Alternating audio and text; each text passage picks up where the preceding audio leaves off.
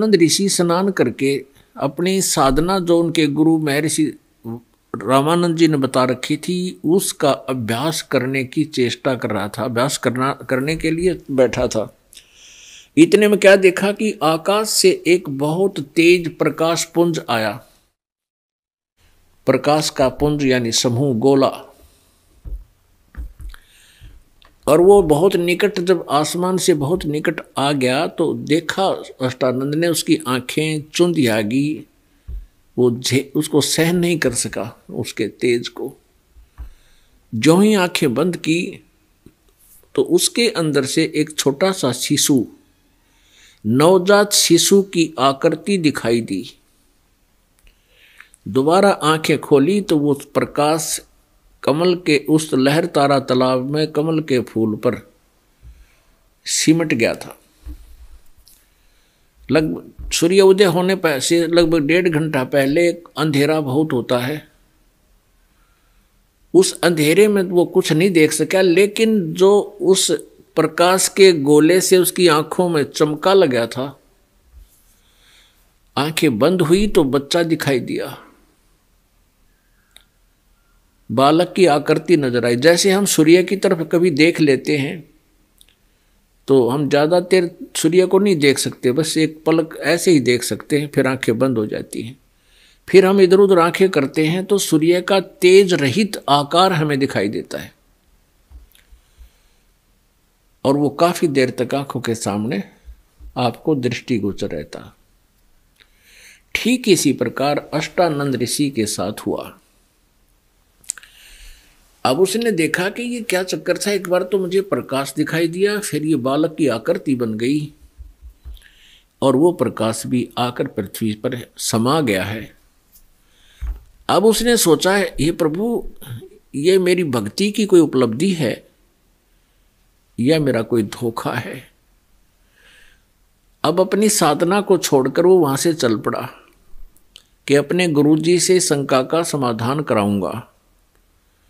महर्षि रामानंद जी के पास आकर के ऋषि अष्टानंद जी ने, उसके शिष्य ने अपनी सारी दास्तां सुनाई कि हे गुरुदेव, आज मैं सुबह सुबह वहाँ लहर तारा तालाब पर ऐसे ऐसे साधना करने की चेष्टा कर रहा था, उसी समय ऊपर से एक प्रकाश का गोला मुझे आता नजर आया। मेरी आंखें उनको सहन नहीं कर सकी, एकदम बंद होगी। बंद हुई तो मुझे क्या दिखाई दिया कि जैसे कोई नवजात शिशु है। दोबारा आंखें खोली तो वो लहर तारा तालाब में वो प्रकाश सिमट गया था। अब रामानंद जी को जैसा ज्ञान था, उसने कहा कि बेटा, इस तरह के लक्षण ये बताते हैं कि ऊपर के लोकों से कोई अवतार आते हैं और यहाँ पृथ्वी पर वो किसी माँ के गर्भ में प्रवेश होंगे और कोई लीला करते हैं। अब रामानंद जी को इतना ही ज्ञान था, वो यही मानते थे कि माँ के बिना जन्म किसी का नहीं होता, क्योंकि श्री कृष्ण माँ से जन्म हुआ, श्री कृष्ण जी का माँ से जन्म हुआ, श्री रामचंद्र जी भी माँ के गर्भ से उत्पन्न हुए, जिनको वो अपने इष्ट मानते थे। अब रामानंद जी को जैसा समाधान करना था, शिष्य ने स्वीकार किया, बात आई गई हुई। उधर से नीरू और नीमा जा रहे थे।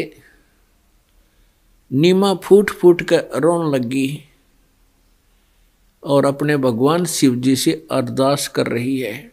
भले ही वो मुसलमान बन गए थे, लेकिन उनके हृदय से भगवान शिव नहीं समाप्त हुए थे। भगवान शिव को याद करके कहती है, हे भगवान, आपके दरबार में, आपके घर में क्या बच्चों की कमी है? हमें भी एक खिलौना दे दो, हमारा भी टाइम पास हो जाएगा, वृद्धावस्था का सहारा हो जाएगा। ए भगवान, आप तो समर्थ हैं, आप जो चाहो सो कर सकते हो। अब ऐसे पुकार कर रही थी और रो रही थी। नीरू कहने लगा कि नीमा, हमारे भाग्य में संतान नहीं है। यदि भाग्य में होते तो हम रोज ही पुकार रहे थे भगवान शिव को, रोज याद करते, वो दे देते। और ऐसा ना कर, तू आंखें खराब कर लेगी, तेरी आंखें खराब हो जाएंगी।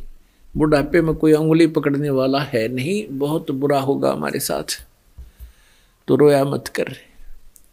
ऐसे सांत्वना देते देते वो लहर तारा तालाब पर पहुंच गए। पहले नीमा ने स्नान किया उस तालाब पर, स्नान करके वो बाहर आई तो फिर नीरू स्नान करने लग गया तालाब में प्रवेश करके। अब ज्यों ही वो लहर तालाब में प्रवेश कर रहा था और नीमा अपने कपड़े बदलकर जिस कपड़े को स्नान करने के लिए पहना हुआ था उसको धोने के लिए पुनः जब तालाब पर गई, किनारे पर गई, तब तक सूर्य उदय होने वाला था। सुबह का प्रकाश धीरे धीरे शीघ्र ही उजाले में बदल जाता है। सुबह का अंधेरा बहुत अंधेरा दिखाई देता है, लेकिन कुछ ही समय के बाद वो शीघ्र ही प्रकाश में उजाले में बदल जाता है। तो ज्यों ही उसने देखा कि सामने कमल के फूल पर कोई वस्तु हिल रही है, गति कर रही है। परमात्मा, पूर्ण परमात्मा कबीर जी ने शिशु रूप धारण किया हुआ था बालक का, और एक पैर को अपने मुंह के अंगूठे को मुख में लिए हुए थे और एक को ऐसे एक पैर को हिला रहे थे कमल के फूल पर। अब नीमा ने देखा कि कोई सर्प ना हो जो मेरे पति को न डस ले। इस दृष्टिकोण से देखा ध्यान से, तो देखा कि एक बालक है, उस कमल के फूल के ऊपर बालक है। नीमा ने कहा, देखना जी, देखियो जी, वो सामने बच्चा है, कमल के फूल पर बच्चा है, डूब ना जावे, इसको उठाइयो उठाइयो। अब नीरू नहा रहा था। नीरू ने सोचा है भगवान या तो मेंटल होगी बालका के मुंह में। इसने अब पानी में भी बालक दिखने लग गए।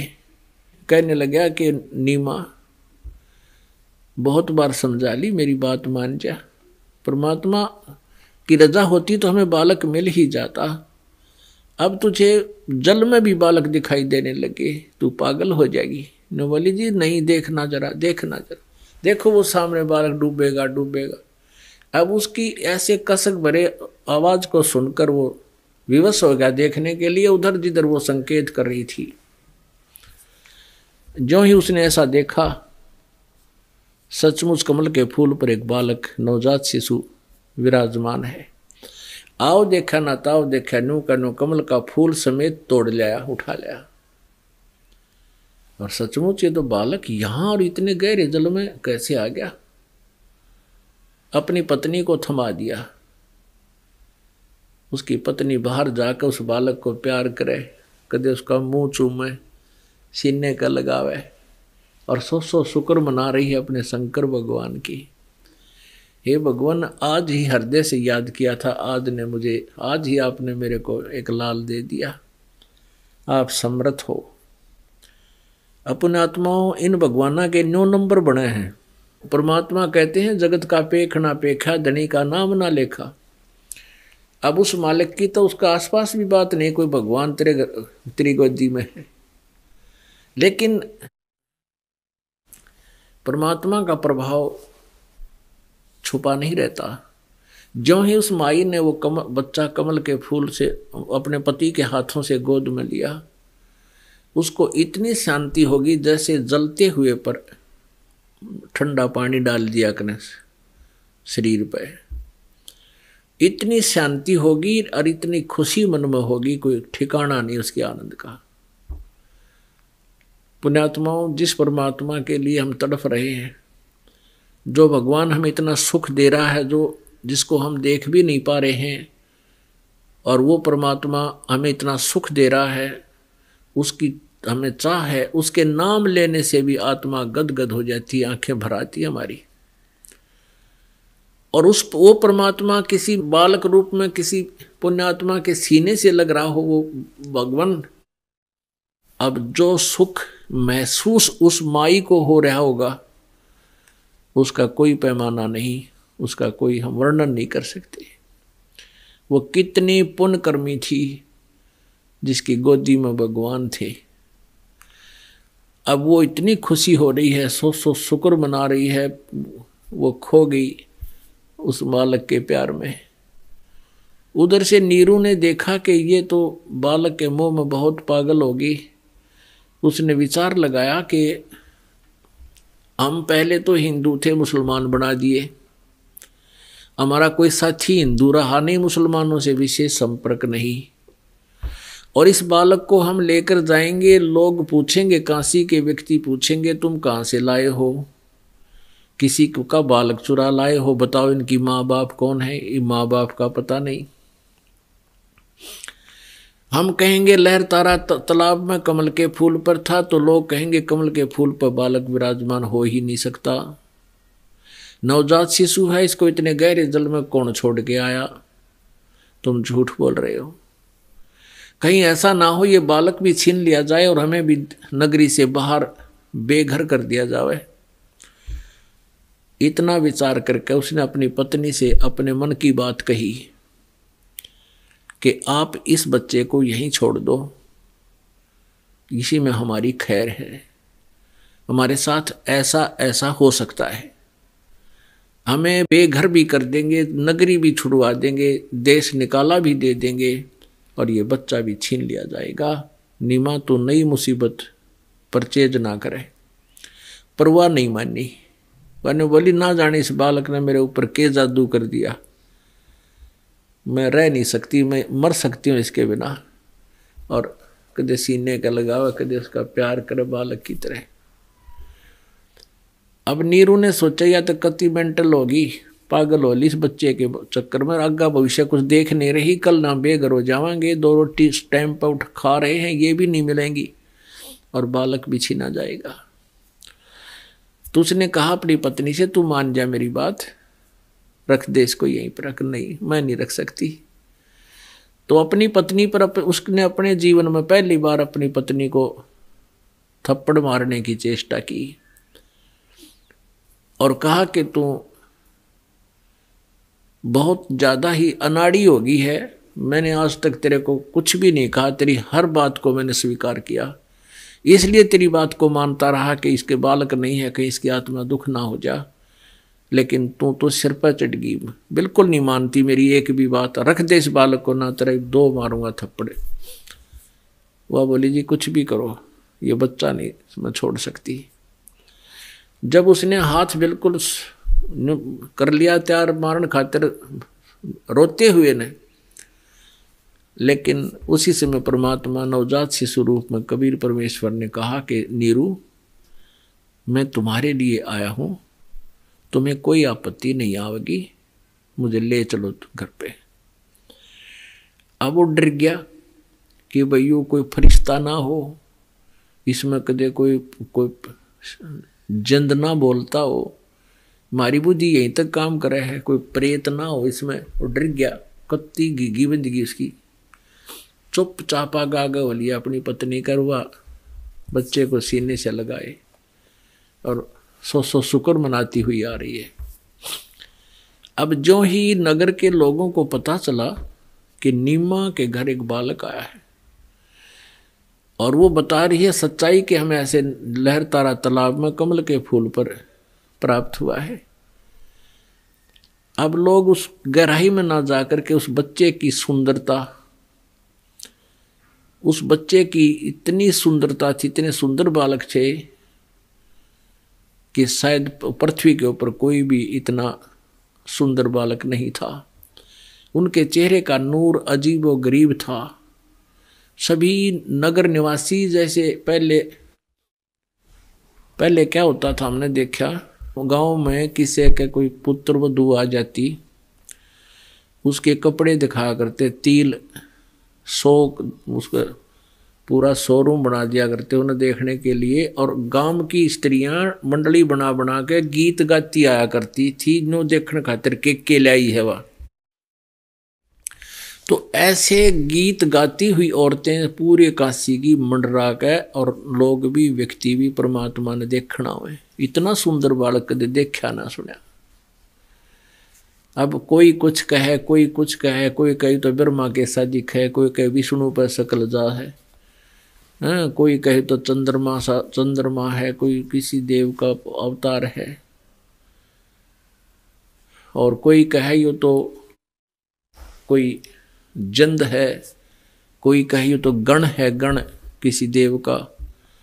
अब वह माँ नीरू नाराज हो है, न्यू कह तुम मेरे बेटे का नजर लाओगे, हैं? उनकी मट्टी ठाठा के फेंक के एक लो पाया की कि कदे मेरे बेटे का नजर ना हो जा। अब परमात्मा थे वह तो उनका के नजर हो थी, पर हम जीव हैं, जीव को जीव जैसा ही ज्ञान होता है। राजा तक भी देखण आए, वो तरह जो इतना सुंदर बालक। कहने का भाव ये है कि धीरे धीरे फिर उसका नाम रखने लगे। अब पंडित आगे, क्योंकि लालची लोग हों से ये, पहले पंडित आए कि हम लड़के का नाम रखेंगे। इतने में वहां पर काजी आ गए। काजी बोले नहीं, अब ये मुसलमान है, हम रखेंगे इसका नाम। अब नीरू ने 1 रुपया 2 रुपया उन बामणाती दे दिया, वो तो खिसक गए, अब तुम जाओ अड़ लड़ोगे ना। तो काजी ने बोले हम नाम रखेंगे इसका अपना मुसलमान रीति से। उन्होंने कुरान शरीफ को खोला, कुरान शरीफ पर लिखा था पहला अक्षर कबीर, सूरत फुरकानी 25 आयत नंबर 52 से लेकर 52 में ही पहला नाम था, 52, 53, 51। तो उसमें देखा कि ये तो कबीर नाम है। तो वो क्या रखते थे, जैसे पहले क आ गया था, जैसे र आ गया था रस्सी का मद, और ऐसे नाम रखते थे वो। तो क आने से वो कबीर ही लिखा पाया। तो उन्होंने कहा भाई कबीर नाम, तो मन में सोचा उन आपस में गटमट करके काजियों ने कि कबीर नाम तो बड़ा होता है। वो कबीर का अर्थ बड़ा करते हैं कि कबीर तो बड़ा होता है, महान होता है, लेकिन इस जुलाहे के लड़के का नाम महान रखना शोभा नहीं देता। और रखते हैं, और बतला के वो दूसरा पृष्ठ खोला, दोबारा कुरान शरीफ को फिर खोला। उन दोनों पृष्ठों पर कबीर कबीर कबीर कबीर, वो कुरान शरीफ वाला लेख नहीं रहा उस पुस्तक में, कबीर कबीर हो गया पूरे पृष्ठ पे। उन्हें फिर बंद करके दूसरा तीसरी जगह खोला, तो धीरे धीरे उन्हें पलट कर देखे सारे पृष्ठ, सब पे कबीर कबीर कबीर कबीर कबीर कबीर लिखा। अब काजिया ने सोची भाई यो अच्छा जादू जंत्र करा इसने। तब परमात्मा बोले कि काजियो मेरा नाम कबीर ही रखना पड़ेगा, क्योंकि वो परमात्मा एक नाम विशेष लेकर ही एक युग में अवतरित हुआ करते हैं। सतयुग में सत्सुकृत नाम था उस परम पिता का, ऐसे ही शिशु रूप धारण करके, बालक रूप धारण करके प्रकट हुए थे। और इसी प्रकार त्रेता युग में भी वो परमात्मा ऐसे शिशु रूप धारण करके प्रकट हुए थे। मुनिंदर नाम प्रसिद्ध हुआ प्रभु का। सतयुग में सत्सुकृत नाम पर था, त्रेता में मुनिंदर, द्वापर में करुणा में नाम प्रसिद्ध हुआ प्रभु का, इसी लीला से। और कलयुग में वो कबीर नाम ही लेकर आए थे, अपना यथार्थ वास्तविक जो नाम है प्रभु का वही। उसी समय काजी उठ कर चले गए। उसके बाद परमात्मा जब 5 वर्ष के हुए, जिस उद्देश्य को लेकर वो प्रभु आए थे उसको भी पूरा करना था। उद्देश्य तो उनका यही था कि मैं अपनी महिमा को बताऊं, क्योंकि परमात्मा ही अपनी महिमा को ठीक ठीक बता सकता है। अपने द्वारा रची हुई सृष्टि को वो रचनहार ही बता सकता है। जैसे गीता जी अध्याय नंबर 15 के श्लोक नंबर 1 से लेकर 4 में विवरण दिया हुआ है। गीता ज्ञान दाता कहता है कि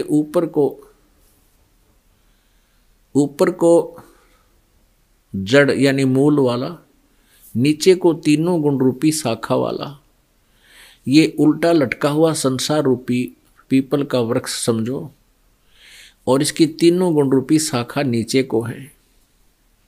और जो संत इस सारे विभाग को बता देगा, इस संसार रूपी वृक्ष के सभी पार्ट्स को, सभी विभागों को जो बताता है, भी तना कौन है, डार किसे कहते हैं, शाखा क्या है, पत्ते क्या है, तो वो तत्वदर्शी संत है।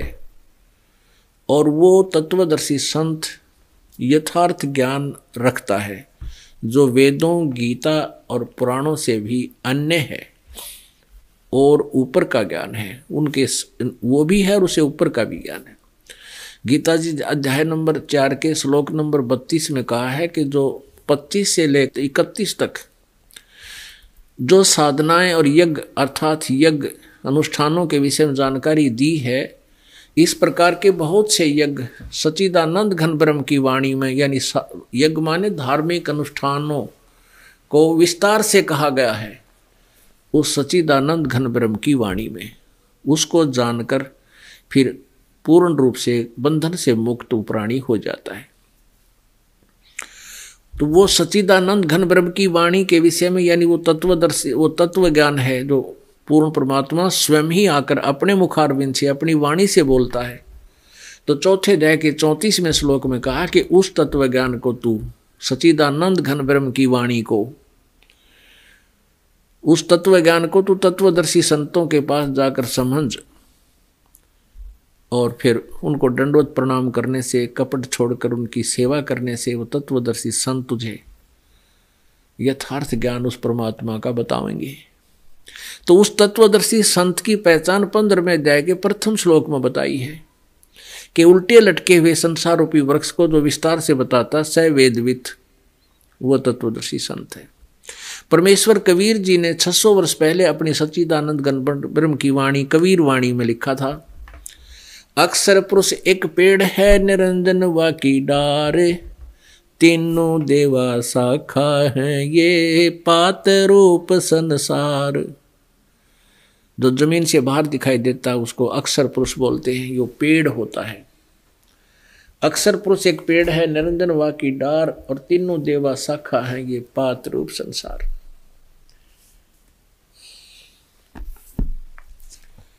अब देखिएगा पुण्यात्माओं, थोड़े से सद ग्रंथों को भी हम साथ साथ देखें तब आगे चलेंगे। और ये गीता प्रेस गोरखपुर से प्रकाशित है।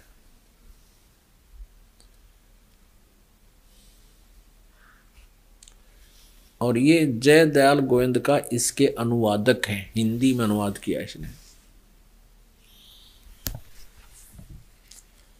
अध्याय नंबर 15 का ये देखिएगा,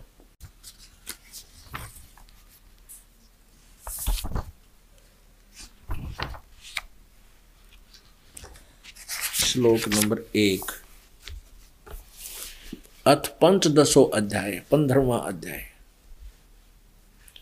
पंचदशो अध्याय, मंत्र नंबर 1।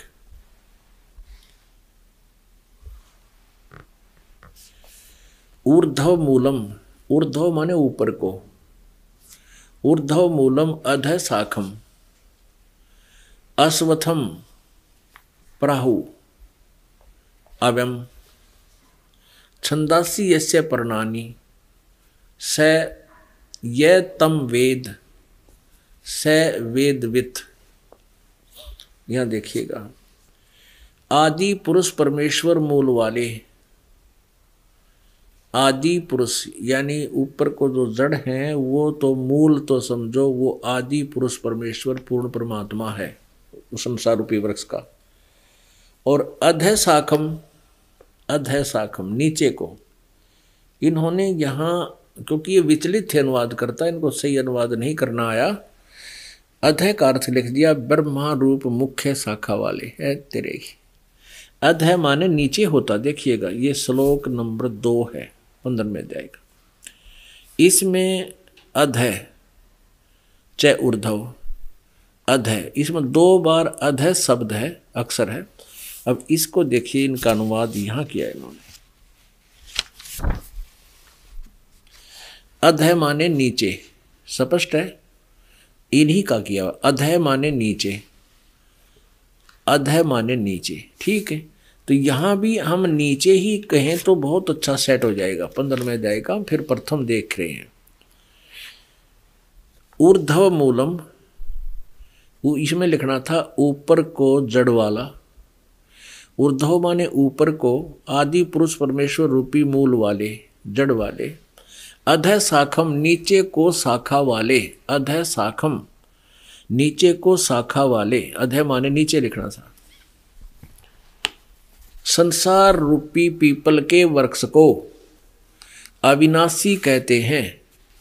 वेद जिसके पत्ते कहे गए हैं, अरिव देखना, कहे गए हैं। तम उस संसार रूपी वृक्ष को, यह माने जो पुरुष, वेद माने मूल सहित तत्व से जानता है। यह वेद जो मूल सहित जड़ से लेकर और पत्तों तक जो जानता है, स वेदवित। संस्कृत साथ पढ़ो जब समझ में आएगी। स वेदवित, वह वेद के तात्पर्य को जानने वाला है, अर्थात वह तत्वदर्शी संत है, वो सही ज्ञान को जानने वाला है। अब इसमें पहचान बता दी कि तत्वदर्शी संत कैसा होगा, ये देखिएगा। ऊर्ध्व मूलम अधः शाखम अश्वत्थम पराहु अव्यम छंदासी यस्य प्रणानी, यह तम वेद। ऊपर को जड़ वाला, नीचे को शाखा वाला, ये संसार रूपी पीपल का अविनाशी वृक्ष कहा गया है। और इसके छंद यानी विभाग, पत्ते आदि सब विभाग हैं।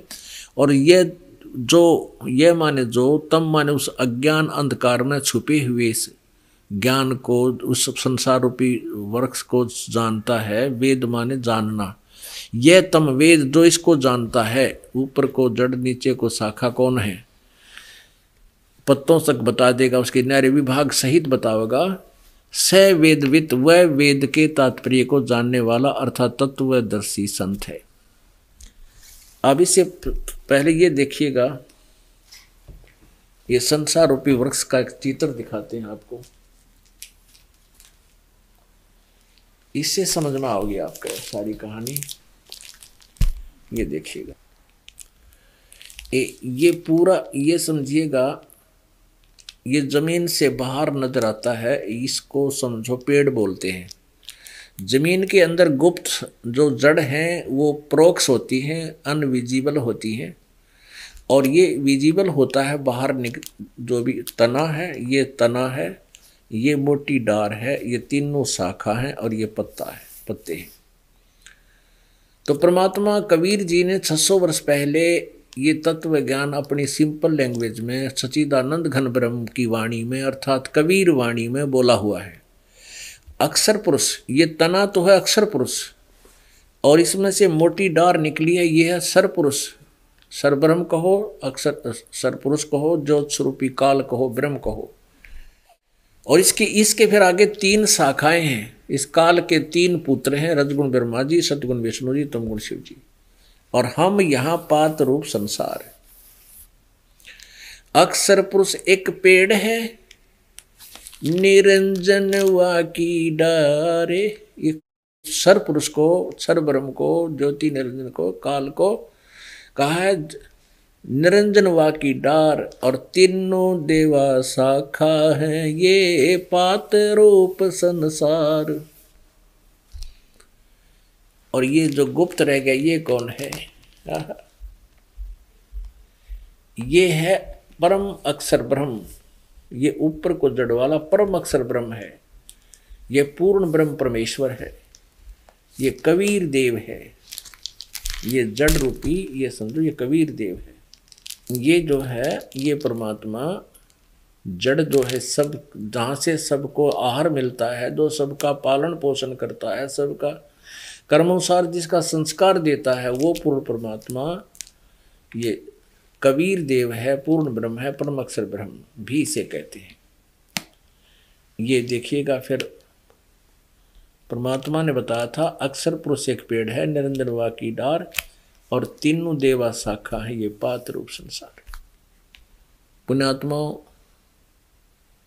आज तक हमें जो भी ज्ञान प्राप्त था वो बिल्कुल व्यर्थ था, जब तक आप जी ने ये ज्ञान दास से नहीं सुना, इससे पहले कोई भी किसी भी पंथ में है, चाहे को किसी मजहब से संबंधित है, उसको परमात्मा का यथार्थ ज्ञान नहीं है। जबकि हमारे सदग्रंथ सभी ज्ञान को बता रहे हैं, पहले लिखा हुआ है, लेकिन इसको हमें वो बता भी डिटेल नहीं दे सके, उसकी अच्छी तरह समझा नहीं सके। तो अब आपने क्या देखा कि परमात्मा ने ये बताया कि अक्षर पुरुष एक पेड़ है, निरंजन वा की डार और तीनों देवा शाखा, ये पात्र संसार। अब गीता जी को पहले पढ़े 1 से 4, उसके बाद फिर हम गीता जी 15वें का 1 से 4 श्लोक आपको पढ़ते हैं, दिखाते हैं प्रोजेक्टर पे। उसके बाद 16 और 17 में तीनों भगवान, ये सरपुरुष, अक्षर पुरुष और परम अक्षर पुरुष, इन तीनों की डिटेल आपको आसानी से समझ में आओगी। पुण्यात्माओं, ये सत्यनारायण कथा है। सत्यनारायण माने अविनाशी।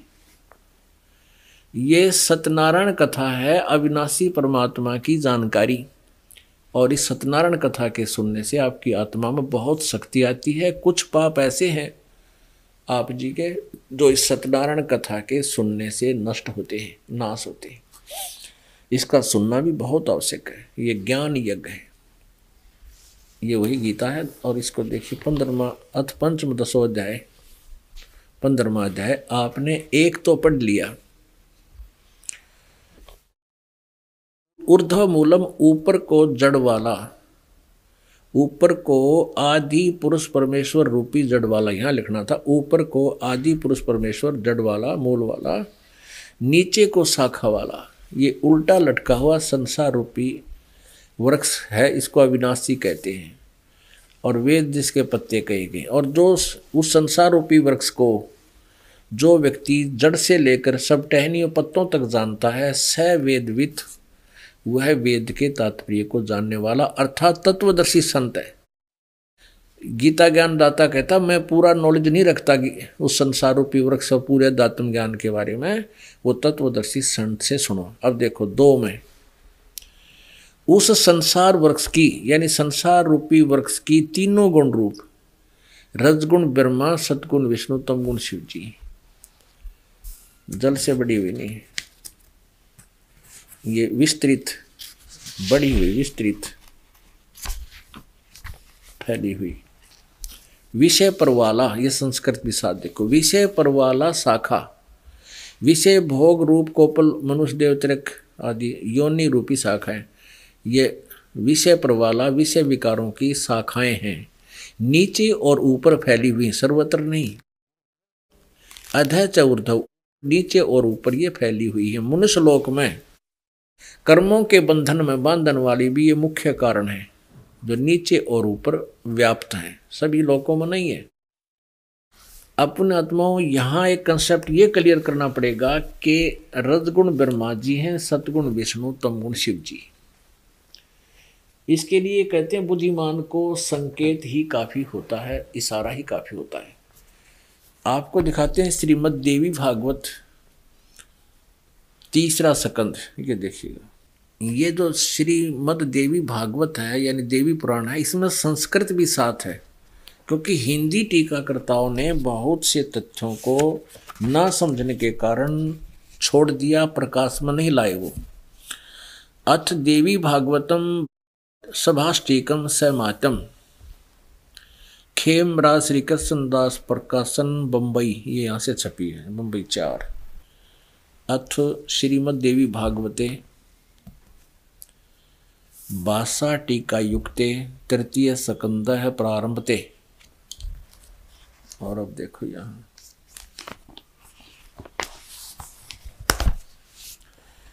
ये है देवी भागवत और देवी भागवत 11 पृष्ठ और इसका है भाषा टीका 3 स्कंद अध्याय 5। अध्याय 5 का यो 8वां श्लोक है, 7वां यहाँ समाप्त हो गया, 8वां प्रारंभ होता है। भगवान शंकर अपनी माता दुर्गा से कह रहा है, हे मात्र, हे माता, यदि हमारे ऊपर सदा आप दया युक्त हो तो हमको तमोगुण में किस प्रकार प्रदान किया। ब्रह्मा रजोगुण और हरि सतगुण क्यों युक्त किए, सतगुण युक्त किए। अब यहां से फिर संस्कृत और देखते हैं,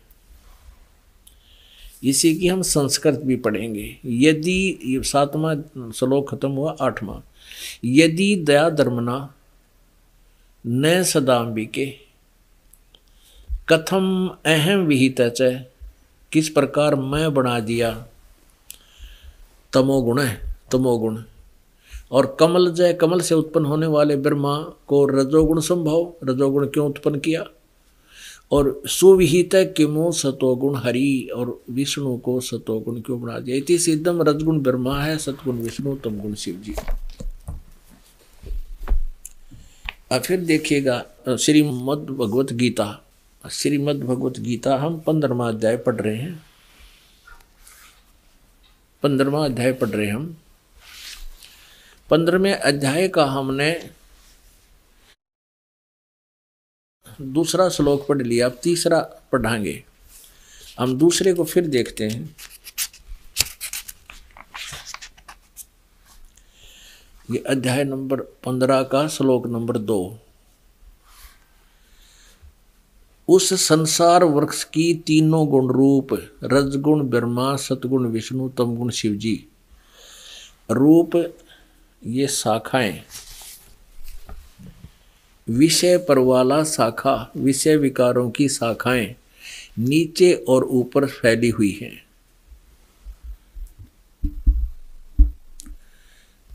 और मनुष्य लोक में, यानी मनुष्य लोक के अंदर कर्मों के अनुसार भी यही हमें यहाँ पर बांधे रखती हैं। इसका मुख्य कारण यही है। और ये ऊपर नीचे, यानी पृथ्वी लोक पर ये ज्ञान बोला जा रहा था, ऊपर स्वर्ग लोक में और नीचे पाताल लोक में, इन तीनों लोकों पर ये फैली हुई है। अब तीसरे में क्या कहा है, ये गीता ज्ञान दाता अपनी अल्पज्ञता शो कर रहा है, बता रहा है कि इस संसार वृक्ष का स्वरूप जैसा कहा है, यानी मैंने जो जिक्र किया है, मैं कंप्लीटली इस संसार रूपी वृक्ष को, यानी सृष्टि रचना को नहीं जानता। जैसा कहा है वैसा यहाँ नहीं, यानी यहाँ विचार काल में तेरे और मेरे गीता जी के डिस्कशन में, तेरे मेरे गीता जी के विचार विमर्श में नहीं पाया जाता, मैं नहीं बता पाऊंगा। क्योंकि न तो इसका आदि है और न इसका अंत है, यानी मुझे इसका कति आदि अंत का कोई भी ज्ञान नहीं, तथा न इसकी अच्छी प्रकार स्थिति है।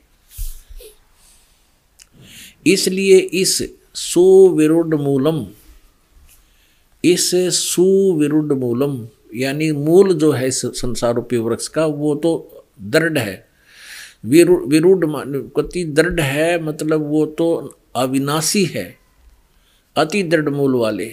इस अति दृढ़ मूल वाले संसार रूपी पीपल के वृक्ष को दृढ़, यहां लिखा दृढ़, दृढ़ेन असंग शस्त्रेण छित्वा, इसका अर्थ लिखते हैं ये, यहां लिख दृढ़ वैराग्य रूपी शस्त्र द्वारा काटकर नहीं, यहां लिखना था कि उस सुदृढ़, दृढ़ यानी अटल विधान वाले तत्व ज्ञान रूपी शस्त्र द्वारा काट के उस तत्व ज्ञान रूपी सच्चिदानंद घन ब्रह्म की वाणी को बताने वाले संत से मिलकर, उससे तत्व ज्ञान रूपी शस्त्र लेकर, शस्त्र द्वारा काटकर, अर्थात अज्ञान रूपी उड़जीवी गुत्थी को समझकर, उसके पश्चात चौथे में कमाल कर दिया, उसके पश्चात उस परम पद रूप परमेश्वर को भली भांति खोजना चाहिए, जिसमें गए हुए पुरुष यानी साधक फिर लौटकर संसार में नहीं आते। और जिस परमेश्वर से, जिस परमात्मा ने इस सारे ब्रह्मांडों की रचना की है, जिस परमात्मा से पुरातन संसार रूपी वृक्ष की प्रवृत्ति विस्तार को प्राप्त हुई है, अर्थात जिस भगवान ने सारे ब्रह्मांडों की, पूरे विश्व की रचना की है, उसी आदि पुरुष नारायण के मैं शरण हूं, उसी आदि पुरुष नारायण के मैं शरण हूं, मैं भी उसी के अधीन हूं, गीता ज्ञानदाता कहता है। इस प्रकार दृढ़ निश्चय करके उस परमेश्वर का मनन और निधि ध्यान करना चाहिए। परपदे माने उस भगवान की पूजा करनी चाहिए, सीधी सी बात है। अब पुण्यात्माओं,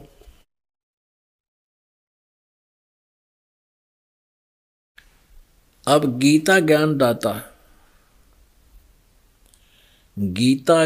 दाता जो श्री कृष्ण में प्रवेश करके बोल रहा है वो काल है, ब्रह्म है, वो सर पुरुष है। और वो कह रहा है कि अर्जुन अपने विषय में बता रहा है दूसरे अध्याय के 12वें श्लोक में और चौथे अध्याय के 5वें श्लोक में।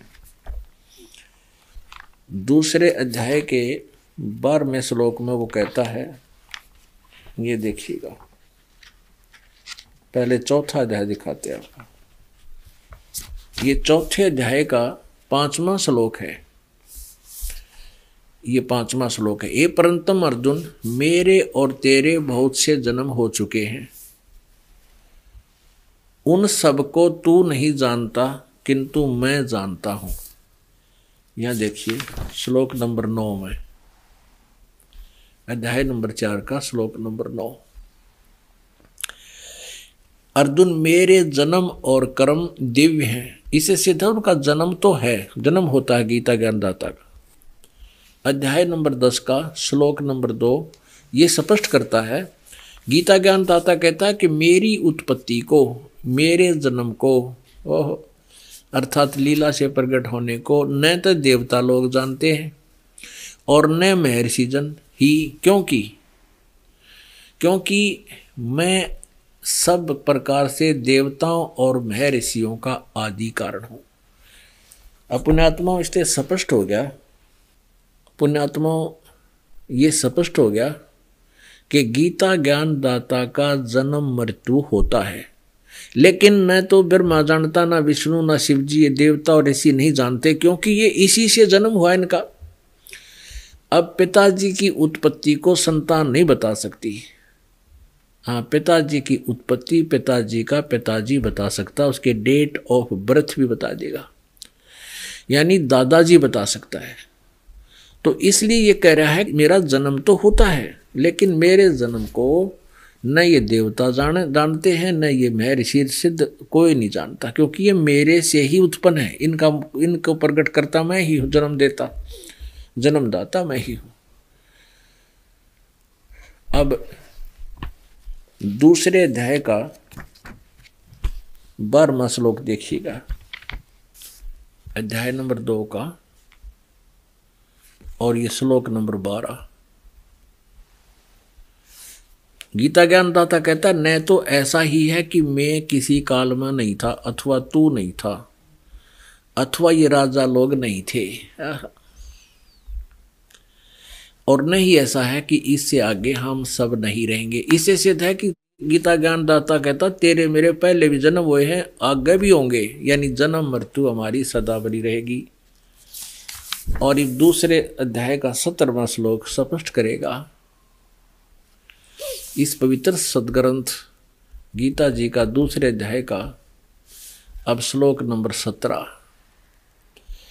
नाश रहित तो, गीता ज्ञानदाता कहता है कि अविनाशी तो कोई और है, नाश रहित तो उसको जान जिससे संपूर्ण जगत दृश्य वर्ग व्याप्त है, यानी जिसने सारे संसार की सृष्टि की है।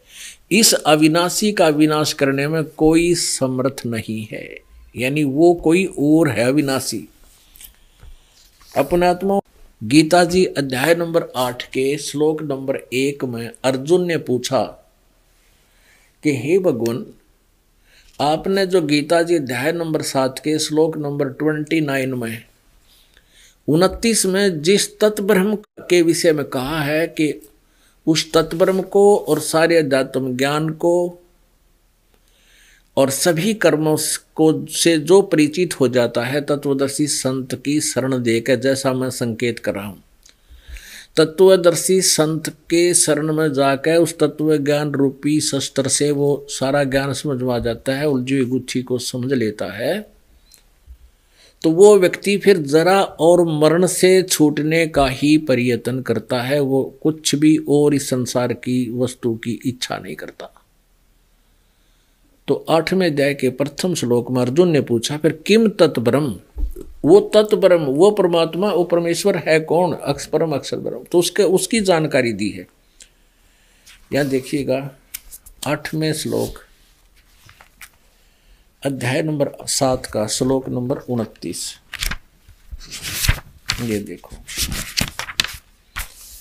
अध्याय नंबर 7 का और श्लोक नंबर यहां नीचे 29 29। इसका संस्कार देखो। जरा मरण मोक्षाय, जरा माने बुढ़ापा, मरण माने मृत्यु, मोक्षाय माने उसके मोक्ष के लिए, माम आश्रित्य यतन्ति, ये जो साधक मेरा आश्रय लेकर के मैं कहता हूं कि तत्वदर्शी संत के पास जाकर उस परम परमात्मा की पूरी महिमा को उन तत्वदर्शी संतों से समझो, फिर वो उनको जानकर उसके अनुसार साधना करने से साधक वहां चला जाता, फिर जरा मरण नहीं होता, फिर जन्म मृत्यु कभी नहीं होती। तो कहता है कि मेरी इस बात को आश्रय करके यतन्ति, ये जो प्रयत्न करते हैं जरा और मरण से, बुढ़ापे और मृत्यु से मोक्ष पाने के लिए जो प्रयत्न करते हैं, ते वे साधक, वो व्यक्ति ब्रह्म तत्व, इसको तत् ब्रह्म कहो चाहे ब्रह्म तत्व कहो, तत् ब्रह्म, ब्रह्म तत्व विदु, उस परमात्मा को, परम अक्षर ब्रह्म को जानते हैं, उस ब्रह्म को जानते हैं। और कृष्णम माने सारे, अध्यात्मम माने अध्यात्म ज्ञान से परिचित हैं। और कर्म चाहे अखिलम, अखिलम माने सारे, कर्म माने सभी कर्मों से वो परिचित हो गए। वह जिसा करेंगे यहाँ तो वही मिलेगा। जन्म मृत्यु नहीं छूट सकती जब तक हम तत्वदर्शी संत की शरण में नहीं जाएंगे। तो इसमें ये यहाँ अनुवाद किया है, जो मेरी शरण होकर, आश्रित का अर्थ यहाँ है कि जो मैंने बात ज्ञान दिया है उस पर आश्रित हो जाएंगे और उस तत्वदर्शी संत को ढूंढ लेंगे। जो मेरे शरण होकर जरा और मरण से छूटने के लिए यत्न करते हैं, वे तत् माने उस, ब्रह्म माने ब्रह्म को, वे तत् ब्रह्म को, तत् ब्रह्म, तत् ब्रह्म, उस ब्रह्म को और संपूर्ण अध्यात्म को तथा संपूर्ण कर्मों को जानते हैं। 30, ये अंतिम अध्याय 7वें अध्याय का अंतिम श्लोक 30 है। इसमें कहा है जो पुरुष अधिभूत और अधिदेव सहित तथा यज्ञ अधियज्ञ सहित सबका आत्मरूप मुझको अंत काल में भी जानते हैं, वे युक्ति चित्त वाले पुरुष मुझे ही जानते हैं। मतलब जो अज्ञानतावश जो तत्वदर्शी संत के पास नहीं गए तो वो चाहे मुझे कुछ भी जानते हो, मेरे तक ही सीमित है। अब 8वें में, ये 8वां है, 30 श्लोक है इसमें, 30 के बाद 8वां श्लोक शुरू हो जाता है। 7वें के 30 श्लोक है। 29वें में जो जिक्र किया है और 30 में जो जिक्र किया है तो अध्यात्म और अधिभूत का, यहाँ पूछा है अर्जुन ने प्रथम मंत्र में किम तत्ब्रह्म, किम अध्यात्म, किम कर्म पुरुषोत्तम, अधिभूतम च किम प्रोक्तम, अधिदेवम किम उच्यते, अधिदैवम किम उच्यते। यहाँ कहा कि हे पुरुषोत्तम वह ब्रह्म क्या है, इसका उत्तर दिया है गीता ज्ञानदाता ने इस 8वें अध्याय के ही और 3रे श्लोक में। वह परम अक्षर ब्रह्म है, वह परम अक्षर ब्रह्म है, यानी गीता ज्ञान दाता से कोई और है परम अक्षर ब्रह्म। अक्षर ब्रह्म का अर्थ अविनाशी होता है और परम अक्षर ब्रह्म का अर्थ है विशेष, यानी पूर्ण रूपेण अविनाशी है। अपने आत्माओं, इस 8वें अध्याय के 5वें श्लोक में गीता ज्ञानदाता अपने विषय में कहता है कि जो पुरुष अंत काल में भी मुझको ही स्मरण करता हुआ शरीर त्याग कर जाता है, वह मद्भावम, मेरे साक्षात रूप को अनुवाद गलत किया, वो मेरे में भावित रहता है, मुझ पर आश्रित रहता है, उसकी भावना मेरे में रहती है, उस भाव को प्राप्त होता है और इसमें संशय नहीं, अर्थात वो मेरे ही में रह जाता है, मुझसे मिलने वाले लाभ से वो लाभविंत होता है। छठे में कहा कि ये नियम है कि जो अंत समय में जिस भी भाव में भावित रहता है, यानी जिस इष्ट की में जिसकी श्रद्धा होती है उसी के पास चला जाता है। एक कुंती पुत्र अंत काल में जिस जिस भी भाव को समन करता हुआ शरीर का त्याग करता है उसको ही प्राप्त होता है। सदा उसी तद्भाव भावती, वह उसी भाव से भावित रहता है। तो यहाँ भी इस साक्षात रूप नहीं होना चाहिए था, इसका अर्थ यही कहना चाहिए था कि वो ये भावम मद भावम, यानी मेरे भाव में वो भावित रहता है, उस मेरे वाले भाव में ही को ही प्राप्त होता है, रहता है, उसमें लगा रहता है।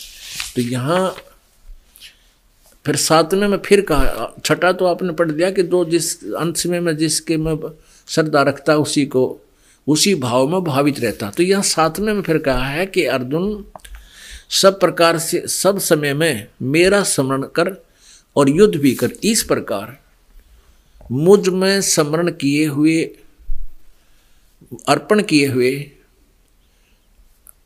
मन बुद्धि युक्त होकर तू निसंदेह मुझे ही प्राप्त होगा।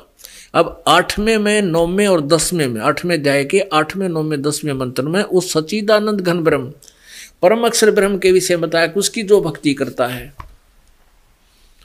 हे पार्थ यह नियम है कि परमेश्वर के, हे पार्थ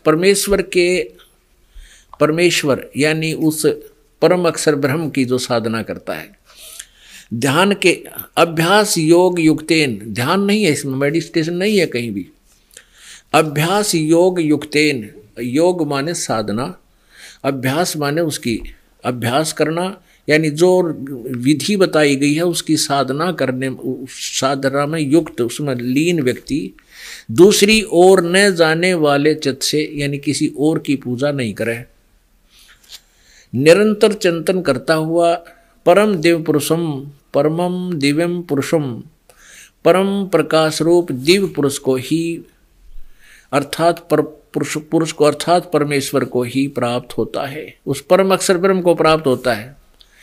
अब 9वें में फिर कहा है कि जो सर्वज्ञ, यहाँ कवियम शब्द है, अब हम इसको यहाँ नहीं छेड़ेंगे, आगे बताएंगे आपको। जो पुरुष सर्वज्ञ अनादि सबके नियंता, जो परमात्मा सर्वज्ञ अनादि सबके नियंता, सूक्ष्म से अति सूक्ष्म, सबके धारण पोषण करने वाले और अचिंत रूप सदृश सूर्य के सदृश नित्य चेतन, यानी सूर्य की तरह साकार प्रकाश रूप है और अविद्या से अति परे, तम से उस अंधकार अज्ञान रूप अंधकार से परे उस सच्चिदानंद घन परमेश्वर का जो समन करता है। अब 8वें का 8, 9, 10 आपको पढ़ रहे हैं, 10वां पढ़ रहे हैं, 8, 9 पढ़ लिया। वह भक्ति युक्त पुरुष अंत काल में भी योग के बल से, योग माने साधना भक्ति के बल से, बरकुटी के माध्यम से प्राणों को अच्छी प्रकार स्थापित करके फिर निश्चल मन से समन करता हुआ उस परम दिव्यम परम पुरुषम एवं उपैति, उस परम अक्षर ब्रह्म को ही प्राप्त होता है। ये समझो, दिव्यम दिव्य रूप परम पुरुष परमात्मा को ही प्राप्त होता है। अपने आत्माओं, वो परमात्मा परमेश्वर पूर्ण ब्रह्म शिशु रूप धार करके सतलोक से चलकर आए। जब वो 5 वर्ष के, उनका उद्देश्य यही था कि मैं अपने ज्ञान को अति शीघ्र जनता में फैलाऊं। 5 वर्ष की उम्र में परमात्मा ये विद्वानों के छक्के छुड़ाने लग गए थे। अब यहाँ आपने देख लिया अपनी आंखों से, हमारे सदग्रंथ भी गीता ज्ञान दाता खुद कह रहा है कोई और परमेश्वर है, परम अक्षर ब्रह्म है, और उसकी साधना करने वाले फिर लौटकर संसार में कभी नहीं आते। और ये खुद कहता मेरा तो जन्म और मृत्यु होता है। अक्षर पुरुष एक पेड़ है, निरंजन वाकी डारे, तीनों देवा शाखा हैं, ये पात रूप संसार। ये सरपुरुष, सरब्रह्म कहो, सरपुरुष कहो, तो सरपुरुष तो ये गीता ज्ञान दाता है, ये तो नासवान है, स्वयं कहता है मेरा जन्म और मृत्यु होता है। अक्षर पुरुष है ये परब्रह्म, जो सात संग ब्रह्मांड का स्वामी है, और परम अक्षर ब्रह्म है, परम अक्षर पुरुष है, वो पूर्ण ब्रह्म जड़ रूपी भगवान जो सबका धारण पोषण करता है। यानी पूरे वृक्ष को जड़ से आहार मिलता है और फिर तना में आता है, तना से मोटी डार इस ब्रह्म सरपुरुष में जाता है, सरपुरुष से फिर ब्रह्मा विष्णु महेश में आता है, और फिर ब्रह्मा विष्णु महेश से आगे अपने को प्राप्त होता है।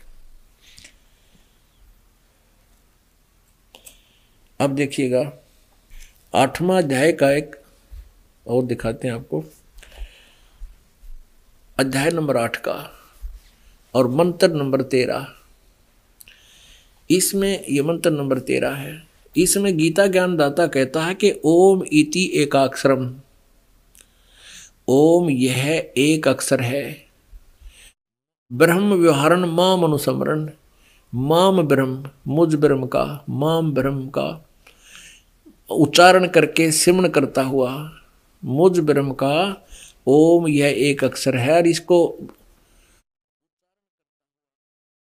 उच्चारण करके सिमरण करता हुआ ये प्रयाति तजन देहम, जो शरीर छोड़ते तक प्रयत्न करता है, सिमरण करता है, स याति परमाम गतिम, यानी मेरे एक ओम मंत्र है, ओनली एक ओम अक्षर है, इसका जो साधना करता है वो मुझे प्राप्त होता है। लेकिन अपनी जन्म और मृत्यु वो स्पष्ट बता रहा है कि मेरी भी जन्म मृत्यु, तेरी भी।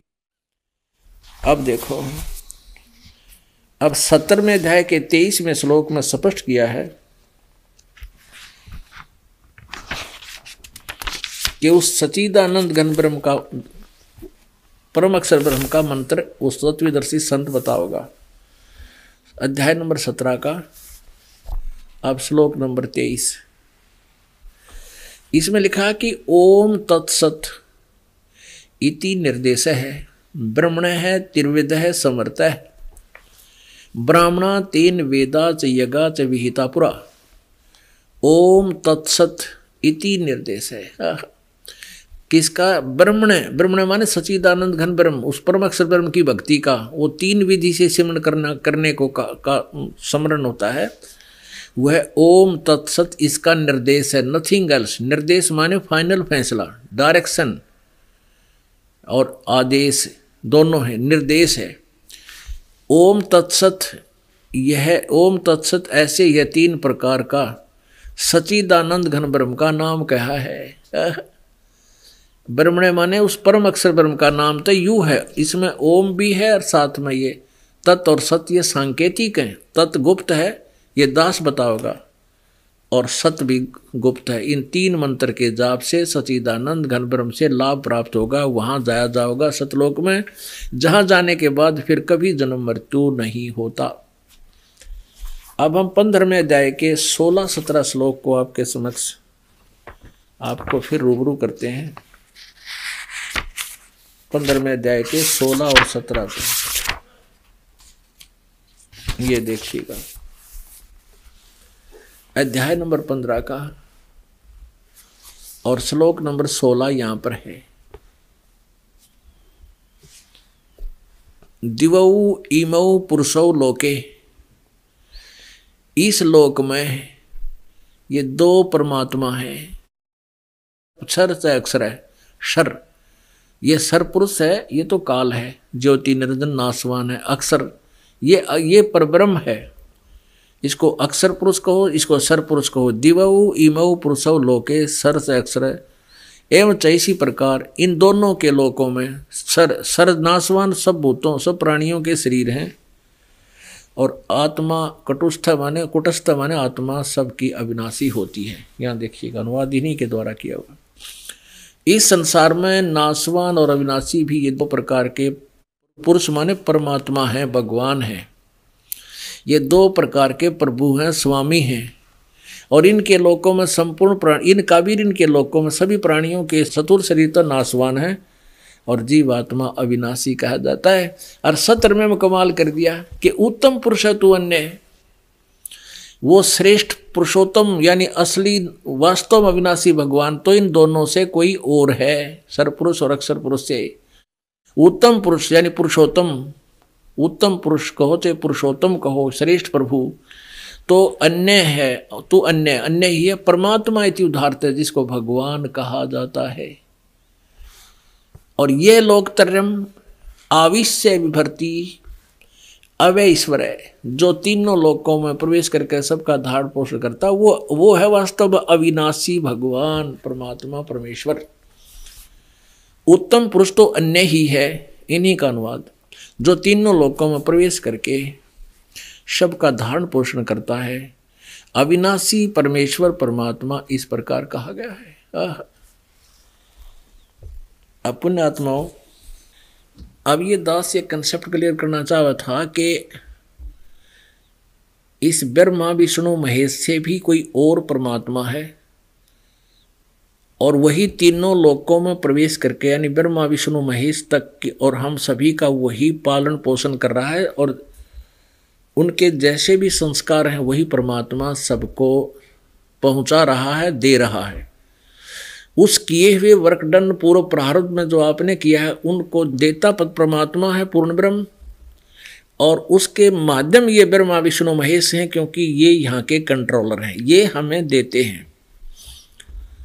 अब पुण्यात्मा जो इस दास के ज्ञान को गहराई से और धैर्य से नहीं सुनते और किस स्वाभाविक कभी जैसे ये टीवी पर भी चलता है, सीडीज भी बना रखी हैं इनकी, हमारे भक्त किसी पुण्यात्मा भाई बहन रिश्तेदार या कोई मित्र को सहेली को दिखाना चाहते हैं और उसमें दुर्भाग्य से उसके दुर्भाग्य से और कोई प्रश्न निकल जाता है कि ब्रह्मा विष्णु महेश ये नासवान है, तो वो श्रद्धालु वहीं टीवी का ऑफ कर देता है। और परमात्मा ये खुद अपने इनके इतिहास में लिखा है कि ये नासवान है, इनकी जन्म मृत्यु होती है, अविनाशी परमात्मा कोई और है। अभी आपको सारे प्रमाण दिखाई दिए। तो वो ये कहते हैं कि वो तो ब्रह्मा विष्णु महेश की पूजाएं छुड़वाते हैं। इस दास के विषय में इन अज्ञानी स्वार्थी ऋषि महर्षियों और संतों ने अफवाहें फैला रखी हैं कि रामपाल तो उस ब्रह्मा विष्णु महेश की पूजाएं छुड़वाता है, इनका तो कोई लिंक ही नहीं रखता, उनको समाप्त कर देता। नहीं, अभी आपको इसीलिए सारा ये प्रकरण दिखाना पड़ा और अब और समझने का समझिएगा कि तीनों लोकों में प्रवेश करके सबका धारण पोषण वो परम अक्षर ब्रह्म करता है और वो जड़ है, इस सारे संसार रूपी वृक्ष की जड़ है। और तना कौन है? वो अक्षर पुरुष है और वो टीडार है, वो सरपुरुष है। और उस सरपुरुष के आगे 3 शाखाएं हैं, रजगुण ब्रह्मा, सदगुण विष्णु, तम गुण शिव जी। ये एक लिंक है हमारा।